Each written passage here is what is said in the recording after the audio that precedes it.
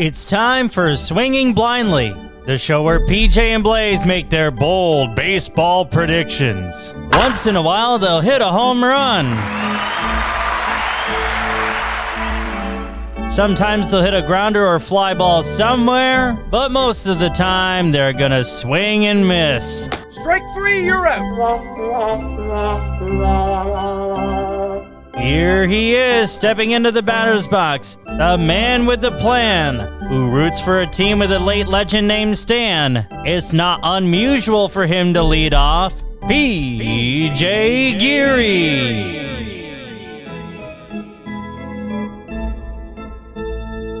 Welcome to another episode of Swinging Blindly for Shizzle My Nizzle Rizzo.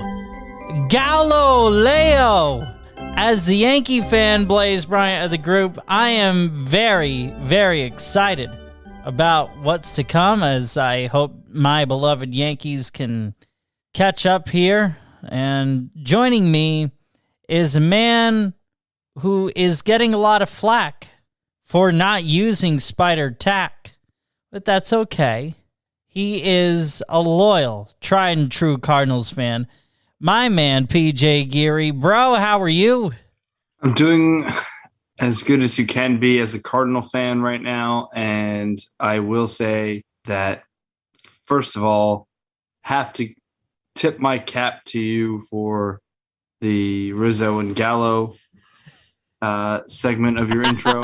and I have to say that you should have been the one, and I'm glad that you were the one to intro us to this with more energy than I can muster, because, man, what a trade deadline. It has drained me, but it has seemed to have given you new life.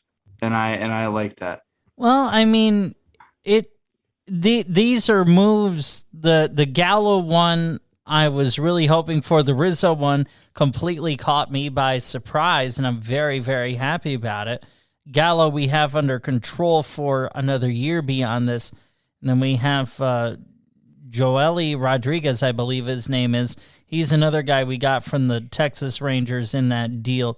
And then the one that got Anthony Rizzo in pinstripes, I mean, with both deals, and I do have to give Brian Cashman some credit here, even though I still stand by my take of anything less than ALCS, he and Aaron Boone have to go. Yeah, I still absolutely stand by that. However, I have to give him credit in that we gave up nothing in terms of our top 13 prospects to get Joey Gallo and to get Anthony Rizzo and others. I mean, Andrew Heaney from the Angels, I mean, he didn't look good Monday night in his start against the Orioles, but who knows why? I mean, when you're traded like that, your life is in limbo in so many senses. It's Yankee Stadium. It's, one of the biggest stages in professional sports. Who knows? I'm not really going to judge him on that. It'll be interesting to see how he pitches as we are taping this, just for note purposes. At the beginning of the Yankees-Seattle series. So he does pitch against the Mariners. We'll see how he does. I have reason to be optimistic, even though I think the reality is still going to be disappointing. Your excitement, Blaise, has honestly breathed fresh air into me, and I now am, I'm here for this. It is the Swinging Blindly podcast with PJ and Blaise, and we have baseball to talk about. And there was a lot to get into, not just the Yankees. As you know, there were a plethora of moves made in one of the more exciting trade deadlines that we've seen. And you know what? Let's not scatter around the bush. Let's just get right into it. We'll get into around the league standing wise. We'll talk about our teams, but let's get right into what was a wild trade deadline. Blaise, other than, and honestly, you still need to talk more about the Yankees moves and maybe other moves made in the AL East. But what was your biggest takeaway from this past trade deadline 2021? Well, this past trade deadline, it just makes the Dodgers more unlikable and unrootable than they already were. I'm glad you said that. I mean, Max Scherzer and Trey Turner going there. Oh, that made me so mad when I was seeing that on whatever. That was the night before the trade deadline, I believe. Yeah, that was the Thursday. Yeah, the 29th. Interesting. Before we go on about the trade deadline, this is it. There isn't the waiver stuff one. Yep. that we've seen in the past, and I believe that that's just a COVID thing for this year. Yeah. Yep. Because it's because then it could potentially jeopardize the playoffs. So close to it. Honestly, if you have certain guys going back and forth, which I don't know. I mean, bro, I love this setup. Yeah, I agree with you. I'm glad you said it, and I was going to get there too. Was I appreciate the one deadline. This is the teams you have. You can obviously pull September call-ups. You can obviously expand your roster there, but no, just one. The waiver. Look, the Cardinals have gotten. Other teams have taken advantage of the extended waiver trade type deal, but I'm with you there. I appreciate the one date, and that's it.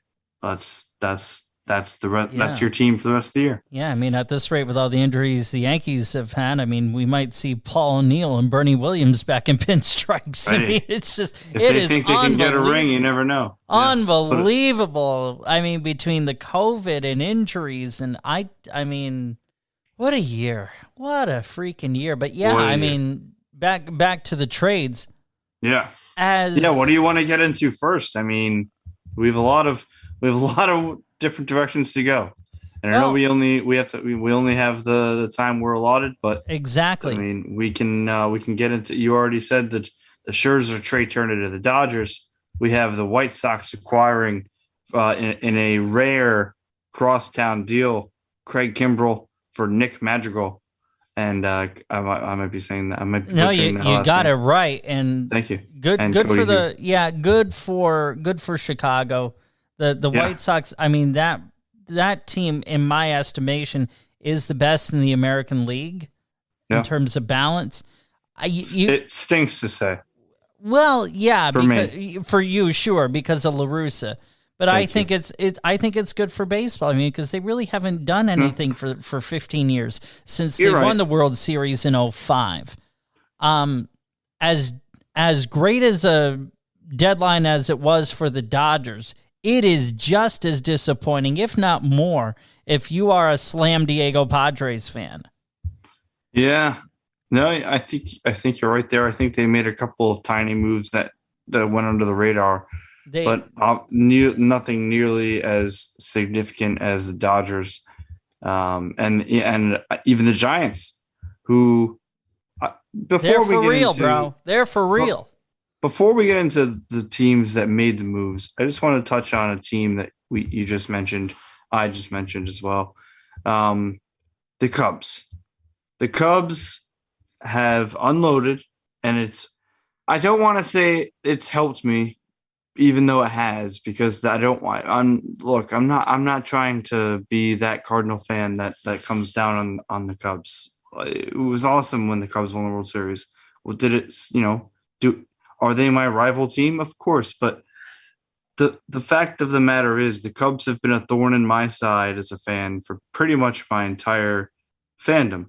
And yeah, they were bad for a while, but then the last 5, 6, 7 years, the Cubs have been around because of the guys that they just shipped off, the core of Rizzo, Baez, and Bryant. I mean, if you're a Cubs fan, Blaise, and I'll let you take this from here. If you're a Cubs fan, what silver lining is there from this deadline? Well, if you want, I can try and get a Cubs fan on next week. Yeah, I would love that. Okay, yeah, I'll work on that. We'll talk about that off the air. But I think as a Cubs fan, you have to be saying to yourself, Now, this is just me looking through that lens, so I could be inaccurate on this. But if I'm looking through the prism, I'm a lot like a Nationals fan in that, you know what? We won a World Series with this group. Yes. We accomplished something that we had not done in over 100 years. So I think as a Cubs fan, you have to look at it as we had a really good run, and it was a gosh darn good run. Now it's time to retool for another in the hopes that their front office gets it right. Yeah. That's the big thing.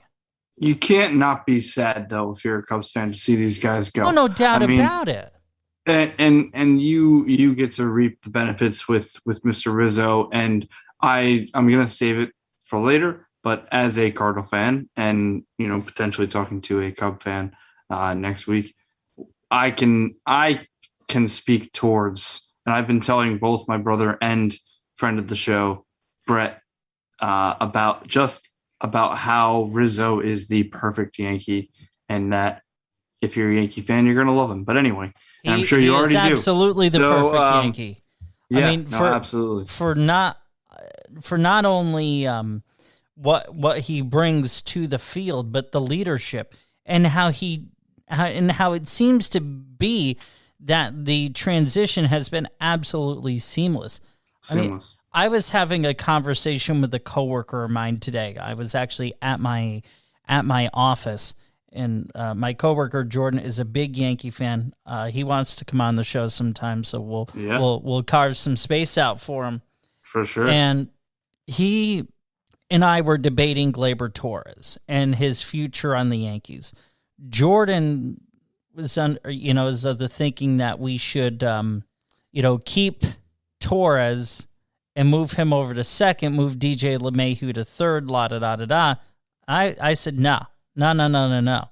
I'm trading Gleyber Torres. I'm doing what I can to sign Anthony Rizzo, leave DJ LeMahieu at second. Let's get ourselves a shortstop, because let's face it, many shortstops in the major leagues are an upgrade from Gleyber Torres.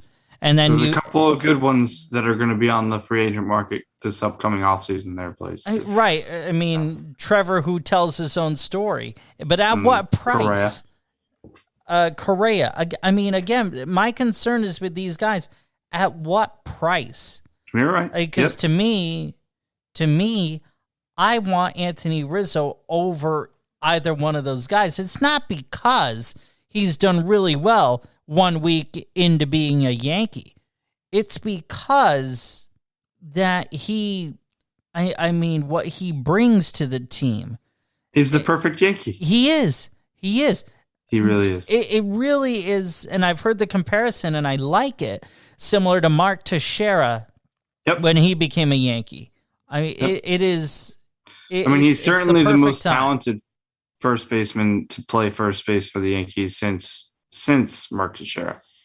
And you could argue Mark Teixeira was the most talented first baseman since Don Mattingly. So I think there's little to debate about that. I mean, granted, we did have John Olerud for a couple of minutes. And no disrespect to John Olerud. Great, hell of a player. Olerud, a hell of a glove. Yeah. Hell of a glove. For sure. Sure. And we also had Doug Mankiewicz for about a minute. Another really good glove. But Anthony Rizzo, to me, is just he is an absolutely special player. And you know what? Let me just get my Anthony Rizzo talk out of the way before we move on. I only had a little bit left to say anyway. I've said it to you. I've said it to my brother. I said it to Brett. Perfect Yankee. You guys will love him. I mean, I've hated forever how he just crowds the plate, the way he stands there. Since like 2014-ish, I believe, around then is when Rizzo came up. About that. And he is just, I love how he plays the game. I love that. Even though it's so annoying as the opposing player, he takes the pitches. His plate discipline, his batting eye, his power, his situational awareness, his fielding, the way on everything on the field, notwithstanding, the way that he carries himself off of the field is so much Yankee. And honestly, I'm surprised he didn't become the Yankees didn't go after him sooner, because I think it's a match made by people who know what they're doing, the matchmakers, match made in heaven, I guess, if you want to say. Well, I mean, the price was right. Really. Shout out Bob Barker. Yeah, I almost, $1, PJ, $1. Ding! But I just wanted to get that out there to you and to the Yankee fans listening. You will love this guy. As somebody who saw him for the last 6-7 years in the NL Central battling my favorite team, I've disliked the Cubs very much for most of my adult life.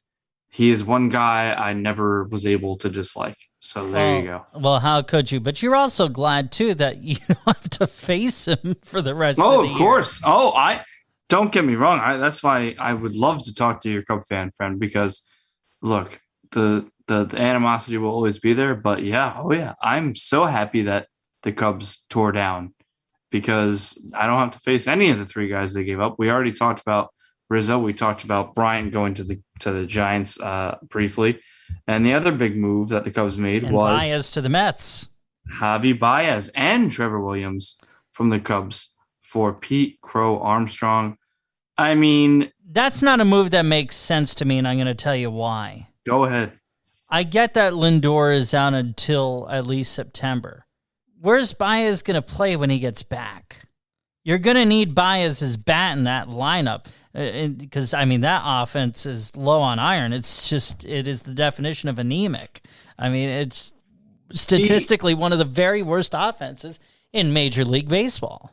He did come out and say before this even happened that he really wanted to play with Lindor and that he would be willing to change positions in order to make that happen. So, well, yeah, I mean, you gotta be able to change positions if you want to play with a guy like Lindor. Similar to the whole thing with the Jeter and A-Rod. A-Rod had to switch when he came over from Texas in that trade in 2004. No, sure. I mean, they did play together in the World Baseball Classics, second and short. So you'd have to. I do understand where you're coming from, but I think it's a move that, just like a move the Yankees made. I mean, this is something, if you're a Met fan, that if you're asking me, you're hyped for. But you don't know if you're going to keep him, but he has said he wants to play with Lindor, and if he can acclimate himself to a different position and do decent enough to keep his bat in the lineup, it's a no-brainer. And I just think New York baseball in New York certainly picked up this deadline, adding a lot of character in each direction. So I would agree with that. Now, the one thing though, if I were a Mets fan, where I would be concerned is you look at the guy who they traded to Seattle, Jared Kelenic. I believe that's how you say his name. Yes, I could be off on that. For Edwin Diaz and Robinson Cano. Now, Kelenic has looked pretty good. I know he's in a bit of a slump right now, but he's looked really good. Now, I've heard good things about this. Good. Yeah, I've heard a lot of things about this Pete Crow Armstrong. A lot of good things. So if I'm a Mets fan, I'm saying, did we just have an instance of Kelenic 2.0? That's a fair question. I can tell you, as a Cardinal fan who has seen plenty of guys that have been traded from the Cardinals in the last 5 to 10 years go on and do great things. Arozarena being one. Yep. John Nagowski this year. Luke Voigt is one of them for the Yankees. So I have many. Yeah, I certainly can understand that. But as somebody, as I said, who has, as a fan, been through that, I think, especially if you're going after a division, especially if you're trying to make a run in the playoffs and your team has a shot, you appreciate it more in the moment then you're thinking about long term. And I think that kind of you'd be kicking yourself if the Mets are right in there, man. But they needed pitching, though. They needed pitching more than anything else. Well, and that remains to be seen. Yeah, I guess they still don't know what's going on with DeGrom, but if I don't know. I mean, and that was even before the news of they did him get being Trevor shut Williams. down. Yeah, I think the criticism, and I think it's a fair one, is that there were. I mean, look at all the pitchers that were dealt in this trade deadline. The Mets only got one, and it's not a top tier guy. No, for sure. No, you're definitely right there, and they went for a bigger splash, and we'll see how it pans out. But let's actually tackle a couple more here. Going to the AL East, busy AL East. We'll go to north of the border where They're the Blue finally Jays able to play baseball there. Thank gosh. which is going to be a welcome sight, acquired from the hapless Twins.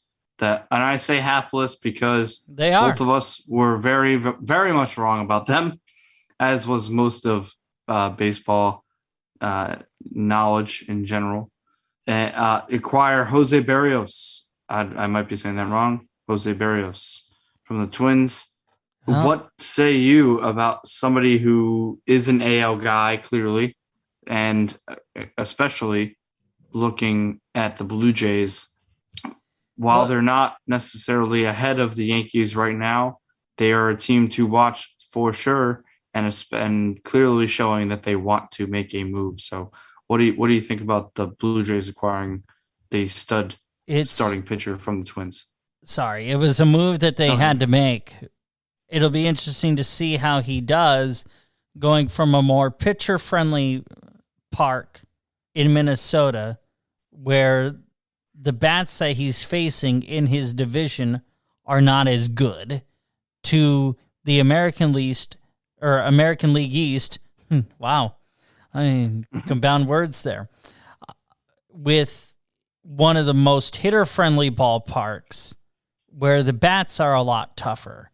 So this, to me, is going to be proof of what Jose Barrios really is. That really remains to be seen. I mean, Boston, they didn't do a lot of tweaking. The minor tweaks that they made were good. And then what? Kyle Schwarber. That move I don't understand. Except to be someone who hits balls over the green monster and grabs the carom off of the green monster in left field. Unless I mean, I have heard some talk of him playing Schwarber's first the base. lefty, so Yeah, but I mean that's such a short distance. I mean, the guy can hit to all fields. Oh yeah, no, I'm just saying. Also hurt right now going to them, but I believe he did make his debut the other day. So yeah, I mean, he's got the pesky pull down the right field line. It's an interesting move. Yeah, and I mean, the biggest move, clearly Scherzer and Trey Turner. I mean, that was the one that really got everything going. I think the Yankees. I mean, I could just quickly run down a couple more. White Sox getting Cesar Hernandez from Cleveland, adding a little depth to their lineup. The Mariners acquiring Diego Castillo from the Rays for some prospects. The Braves acquiring Adam Duvall from the Marlins. Eddie Rosario. That's a lot of interdivision as well. trades. Richard Rodriguez from Pittsburgh. The Braves making a bunch of deals there. I mean, just a couple of little moves here and there. We already covered the majority of the big ones. I mean, before I talk about, I'll talk. You know what? Before you do, go ahead. because I just have to say this. To me, there were fewer bigger losers in the deadline than San Diego, because here Jay Hinkle, their GM, I believe that's his name. He's sitting there, and he's acting like he has this huge poker hand and he's like bluffing as if he's going to go nearly all in. And then you flip over the hand and it's a 2, 3, 4, 7, 8 poker hand. I mean, what a disgrace. I mean, my gosh. I mean, the Dodgers just, I mean, they fleeced him. I mean, and the Giants. San Diego is probably going to finish in a wild card only because Cincinnati, while yes, improved, by their moves in the trade deadline, probably just doesn't have the horses to catch up to San Diego. Oh, yeah. And it's the same deal with the Cardinals. And I don't even really want to talk about their moves, but I could touch on them quickly. John Lester. Hey, they can't say they're hapless anymore. Yeah, well, I deserve that. You did. Look, I'm okay with it. I really am. I mean, I am okay with the way that the season has gone. I have come to terms with it.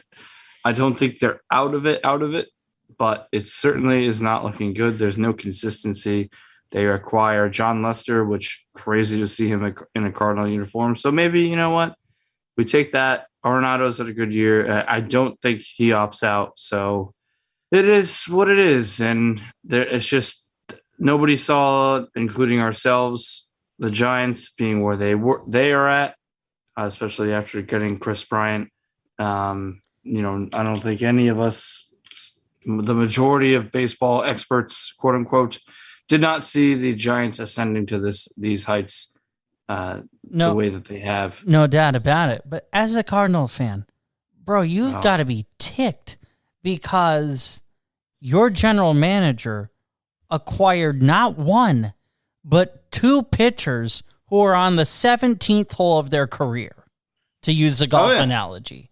Oh, you've got to be ticked to all heck about that. Oh, I mean, if I was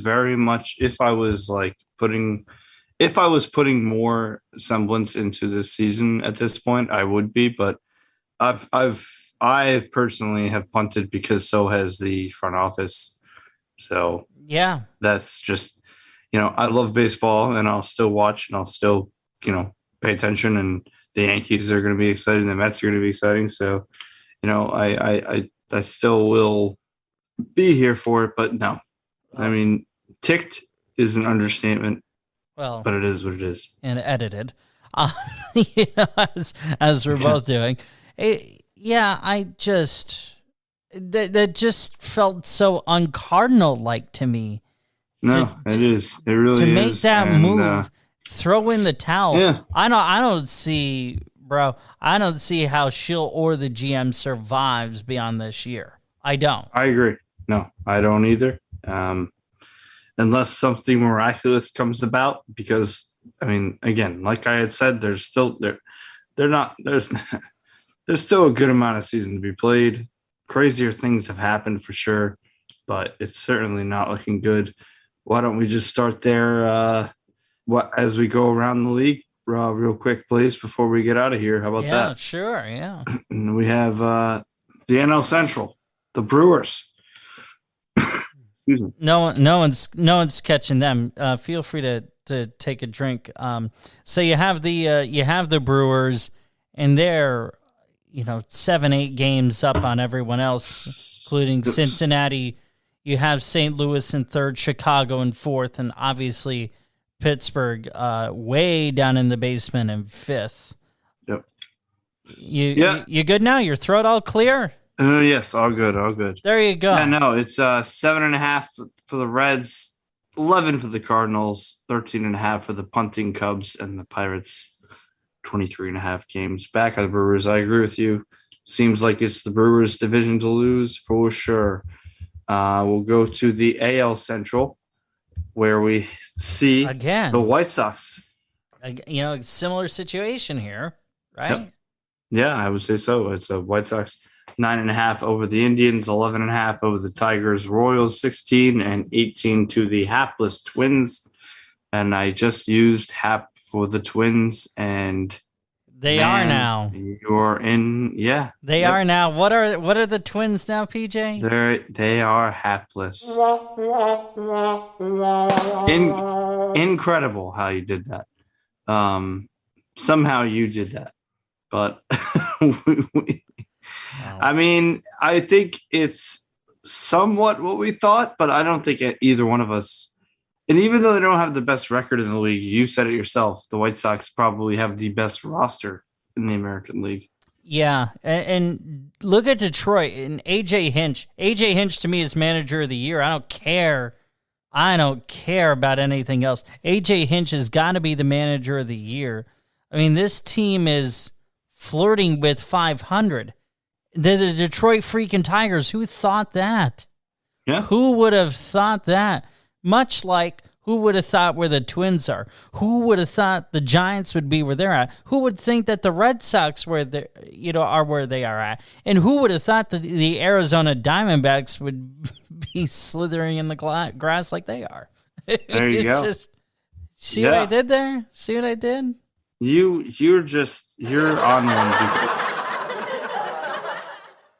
on one just because the Yankees did the moves, and I've been there. I've been in that mindset, that frame of mind when your team does stuff to make you happy, and I'm happy for you. I appreciate that. I really am. Thank you very much. You're welcome. But this might not make you happy. The Houston Astros, first place in the AL West there. 4.5 above the Athletics, Mariners 7.5 in third, Angels 10.5, the Troutless Angels, and the Rangers, the Rangers 26.5 games back.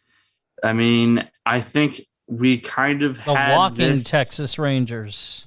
Whoa! Oh, did you see Chuck Norris? Yeah. I think we had the top three pretty much configured, but no, you had the Angels ahead of the Mariners.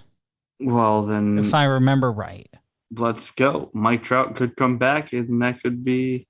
I have. Yeah, it's too little, too late for the Angels. I think so. That's fair. And then we don't be sleeping on Seattle. I mean, they're right there in the wild card race too, just behind the Yankees. A big 4-game series with the Yankees and the Mariners. It's going to tell a lot. As my coworker Jordan said to me, he goes, you can make the case that this is the biggest series of the year. And I said, I don't think you need to make the case. The case is already made. You're absolutely right. There you go. Oh. So something to look forward to, not only for the Yankee fans, but the Mariner fans out there. And good for them. I mean, they haven't had a lot of success, in the past 15, 20 years. They had that great season in 2001 where they won 116 games. Yeah, since then, I mean, there hadn't been a lot of smile about since Ichiro left. Yeah. And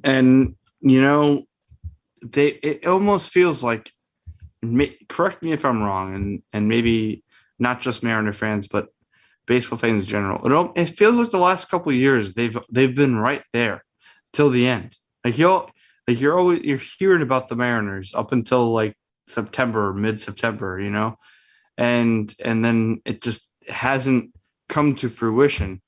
So we'll have to see. They're still certainly in the race. It doesn't seem. I mean, they made the move for Castillo, and great pitcher, guy I have on my fantasy team, and only 7.5 back, and the wild card in the AL is certainly up for grabs. Certainly up for grabs, I would say.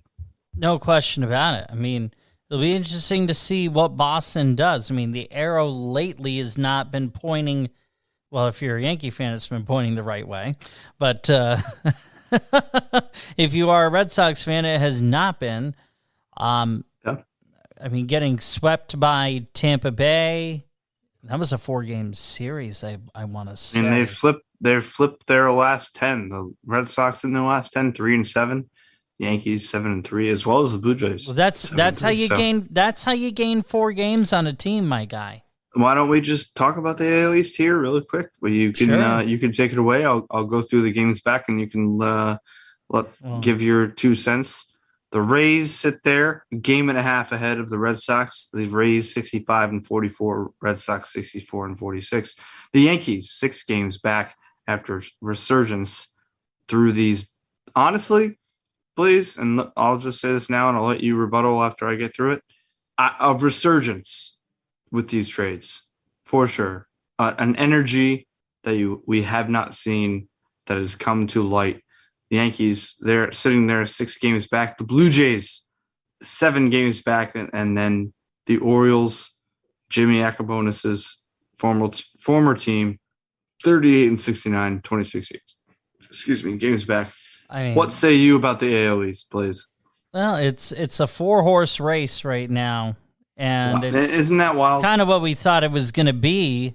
Yeah. Although, well, I shouldn't say kind of what we thought it was going to. It really is shaped up quite differently. I mean, we knew it was going to be somewhat competitive. I think we both thought that the Yankees would be in first instead of third and eventually run away with the thing, but that's clearly not the case. Again, reason for me as a Yankee fan to be optimistic. With that said, I mean, we've got 2 teams ahead of us with the Red Sox and the Rays who have outplayed us in head-to-head competition this year. Let's not kid ourselves. I mean, we also blew a few games to the Red Sox that we should have won. It really is just interesting to see how all this has played out. In Baltimore, just when I thought that team was getting better, that's a team with a couple of major leaguers, but a lot of minor leaguers, man. I mean, they played some of the worst defense, and so did the Marlins when the Yankees played them last weekend. Some of the worst defense I've ever seen. Think about what they could be doing if they had Jimmy Yacobonis on their team. Well, might be a bonus. Fair enough. And I appreciate you, as always. And I very much am not looking forward to the Yankees' eventual rise to the top of the AL East. So, we will tackle that when it gets there. And well, I mean, you're more optimistic than I am about that. Fair enough. And we have a prospective Cub fan, and then we have, what was the other potential guest? Another Yankee fan. Yes, which I would love. Yeah, we got to try and get a Mets fan. You have any buddies of yours that for are Mets sure fans? Yes, right. I will reach out. Yeah, and if you're listening to this, the Swinging Blindly podcast, or you can find us on Twitter at Swinging Blindly, and then you could find us on Facebook at Swinging Blindly podcast. You can email us at swingingblindlypodcast@gmail.com. And yeah, if you are, just let us know. We want to talk to people of all fandom, because we try and we do talk all baseball, and we swing for the fences, and we really don't care where it lands. Sometimes we didn't even hit the ball at all. Literally, I think right now we're probably hitting around 200. So we just have to try and get over the Mendoza line, and we'll go from there. So we're pretty close to league average. Oh, man. Isn't that sad to say, Blaise? That is sad to say, but it is true. Speaking of being below average, let's go to the NL East. The NL East. Look, as a Cardinal fan, looking at this division makes me angry, because the Cardinals would be within 4 games of first place. But as it currently stands, the Mets 56-52 in first place, followed by the Phillies, who have certainly gained ground recently, a half game back, 56-53. The Braves, who made a bunch of moves at the deadline, sit 2 games back at 54-54. And then we have the Nationals and the Marlins, who, despite being 49-60 and 47-62 respectively, neither one of which is more than 10 games out of first place. So the way the Marlins played, though, against the Yankees, that's a team that's going nowhere. Nationals and how much they unloaded, they're going nowhere. Let's be honest here. Yeah, you're right. And the Phillies and the Braves have been able to gain the ground that they have because all you have to do is look at what the Mets have done in their past 10 games. And it is somewhere around 3-7, I believe. It is exactly 3-7. Yep. And you look at, I want to say Atlanta's what, 6-4, Phillies right around there as well in their last 10. Correct. That's how you gain games, my friend. Yeah, you're not wrong. You are not wrong. And I think despite it, and, all joking aside, despite my NL least proclamation there, it is going to be a dogfight. I think it is going to be it's clearly going to be, as you laid out, between those three teams. And I think they're going to fight it out until the end. No matter what their record is, the Cardinals could end up having a better record than either three of them and not make the playoffs, which would be just it really great. It would be just great for baseball, for sure. I'm being facetious. Bro, there is a part of me that says, and I think this should be done in all sports. There's part of me that says, let's just get rid of these stupid divisions and do it all based on record. Yeah, I mean, that's certainly what they did back in the day. And I think you could do it similarly to the basketballs and the hockeys of the world. And just a top. Well, and even football, too. How many? It's 5 teams make it, so ends up being 4. I mean, and I don't know how often you've watched classic baseball games back in the day before there was the wild card and everything. You weren't independent, right? Yeah. And the quality of the game, and the game itself has suffered because of all these watered down rules in all these sports. Oh, I'd have to agree with you. As we've discussed, I generally take credence mostly in the sports that I've personally seen and witnessed, and been alive for. But there are certain rules that I think, not even necessarily rules, certain mandates, certain ways of doing things that could transition to today's sports, to today's baseball. And one of those, I think, could be what you just said.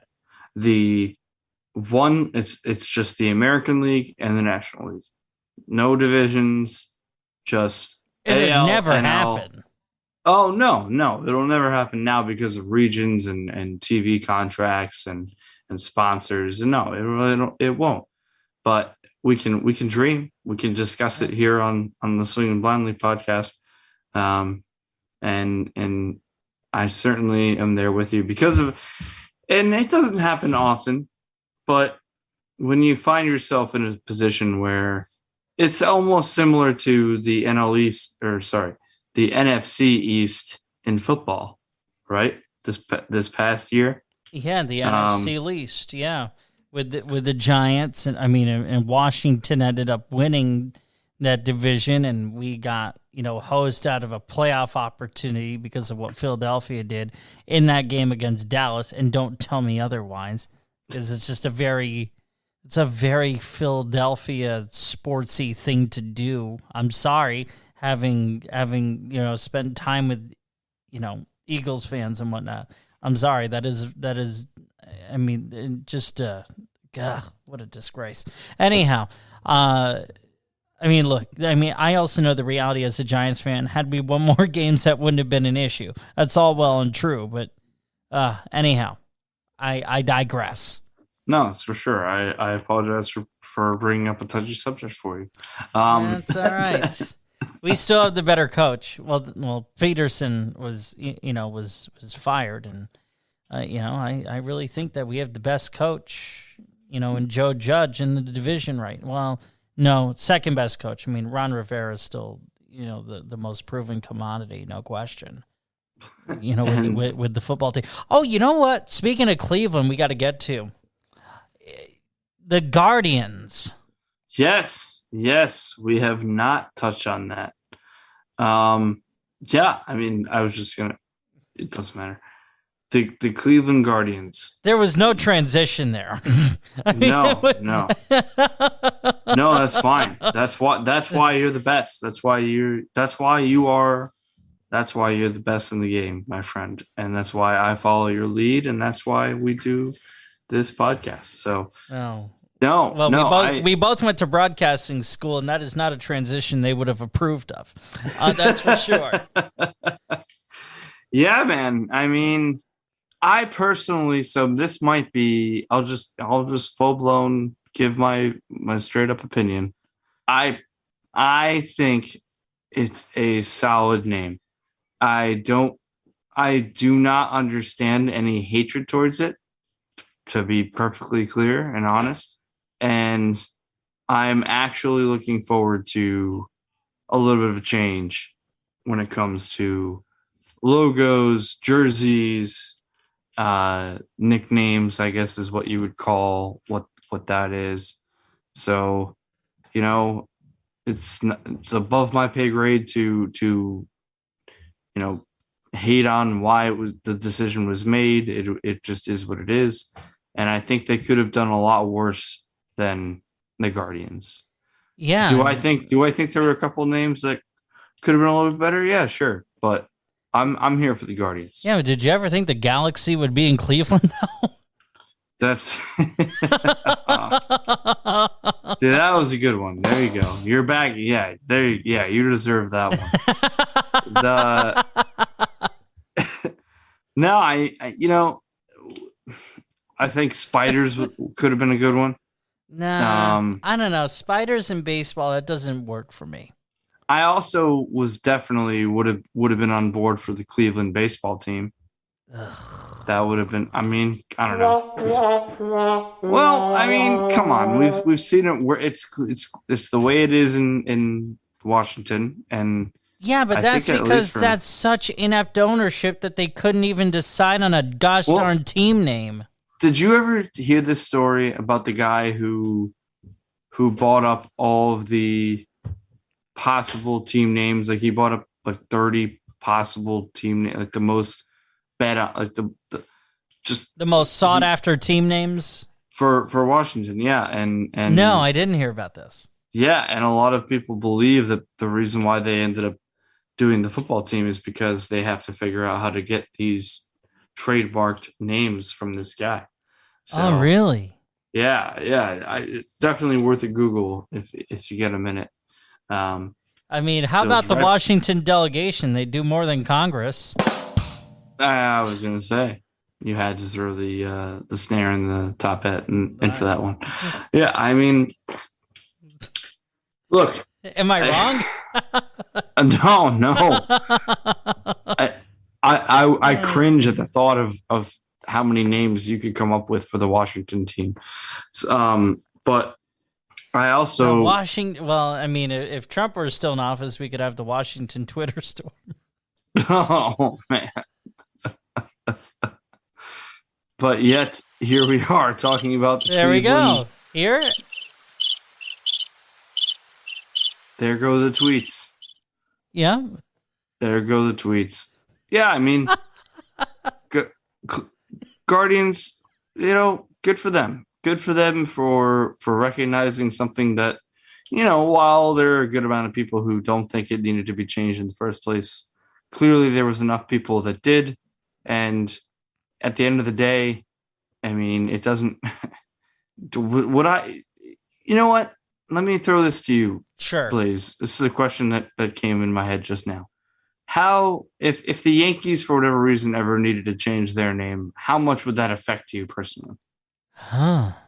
If the Yankees ever had to change their name, how much would it affect me personally? How upset would you be on a personal level? Well, I think it would have to do with the reason why. I mean, because yes, we're both students of tradition.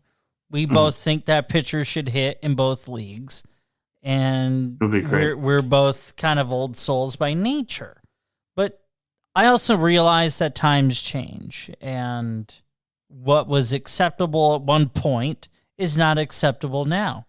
I mean, gosh, the the tangent I could go on that right now, but I will not because the governor in my state is certainly making headlines right now. Yeah, I think it'd be one of those things like, okay, why is the name changing? And if it's because, there's some sort of a racial undertone, which is, actually you could make that case.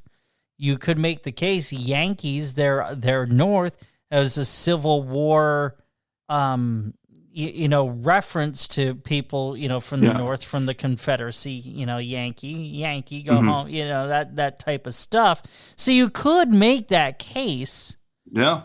But I think it would always be the Yankees because, they, Northerners were viewed as as the good people of the Civil War and whatnot. Even though, we know beyond history that, there were plenty of Union slave owners as well, in the North. So, yeah, for sure. That's an interesting one. Like if the name changed because of that, I couldn't be too upset about it because, again, it's one of those things of it's not acceptable anymore. And I think we do have to, and I understand the whole thing of, political correctness and whatnot. I think it's just, we've lived as a world with our eyes closed to these sort of things for far too long. And we cannot talk of, making sure that we're more diverse and that we're more inclusive and we're more accessible as a society,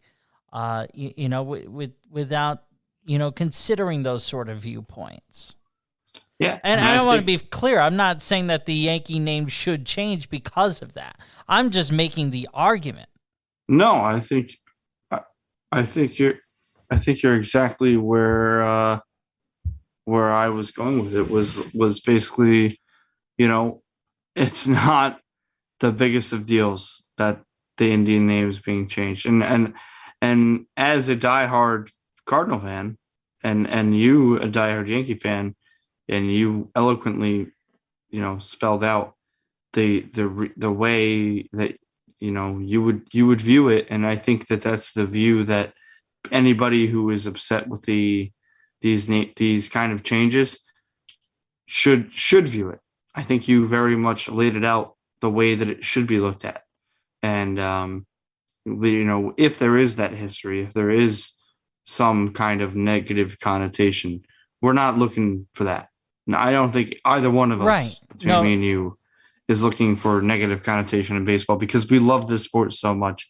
So if it's going to take away from the sport that we love, then simply changing a name and a logo is not the end of the world.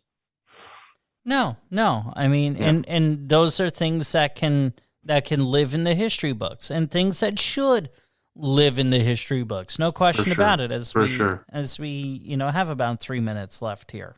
Yeah. So it's going to be really interesting, my guy, to see how these teams continue to do as the trade pieces get more settled in, with both the baseball aspect of their lives and their personal lives being uprooted and whatnot.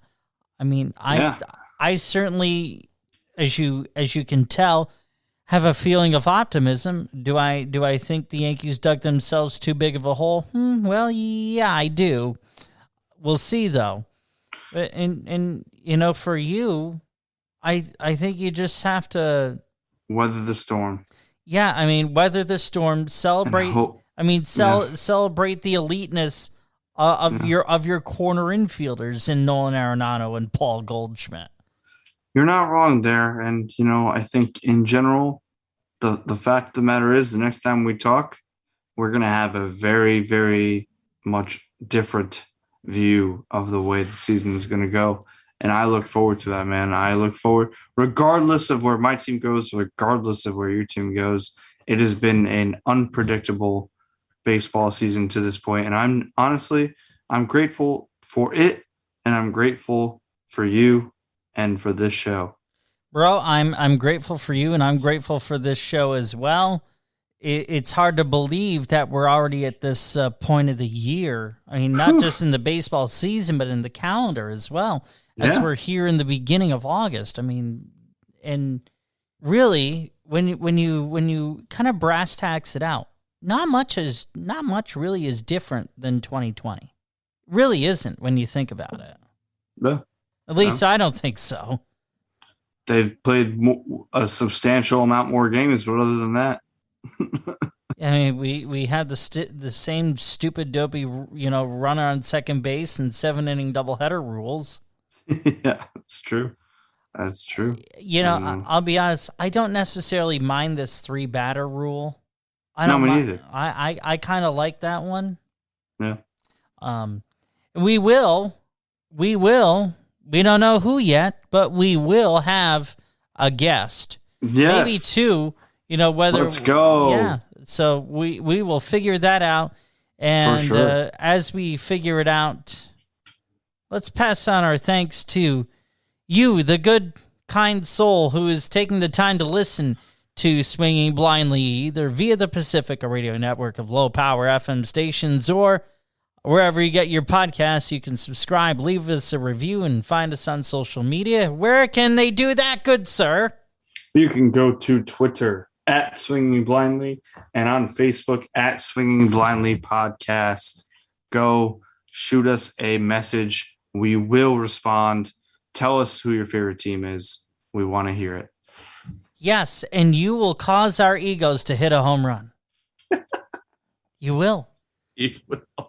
Now, it's time for us to head into the dugout and down the tunnels and to the clubhouse we go, my guy.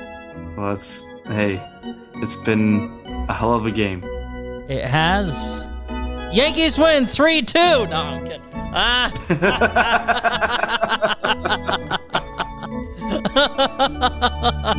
You're a silly man. Well, if we swing blindly, do we really care? Oh, never. Never, ever, ever. Never, ever. But we will see you, ever gracious soul, who listens to Swinging Blindly in 2 weeks.